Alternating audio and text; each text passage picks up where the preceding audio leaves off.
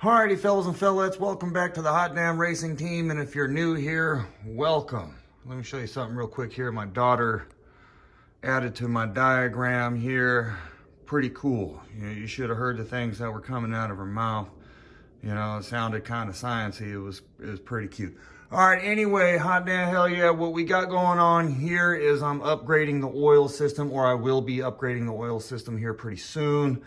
At wide open, everything is cool until I'm at wide open throttle for a sustained period of time. I was telling you guys about that before. I added another catch can just for that. I have a video on that. If you haven't seen it, you can check back in the turbo playlist. You'll find it.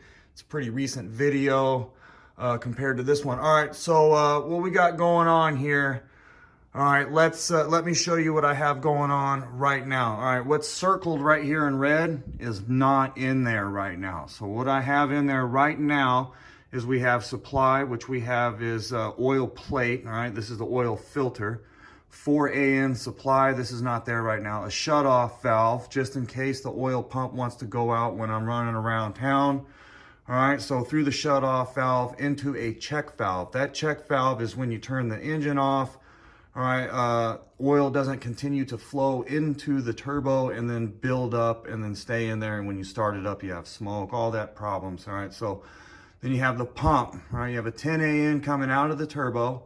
All right, the oil pump creates a little bit of vacuum and whatnot, which is what you want. Pull the oil through, pushes it through a filter, pushes it through another check valve. That check valve, all right, prevents oil from flowing back, all right, up into the turbo and hanging out and causing issues. Okay, usually I have a clear tube that's over here. Usually that thing is empty when I turn the engine off and I go check it out. All right, when it's running, that thing is pretty full. All right, it is flowing. Okay, and a 10AN, all right, this is not there right now, going to the oil fill. All right, so this is the return going to the oil fill. I have a crankcase adapter here and 10AN going here. So what I'm going to do now, because at wide open throttle for a sustained period of time, I'm having an issue. All right, I got this deal here, oil pressure regulator. All right, there we go. Excuse my hands, just been working on the truck and whatnot. All right, so we got an in, got an out, and you got a drain. So when I add this, I'm gonna add it in line after my supply, all right, probably before or after the shut-off valve.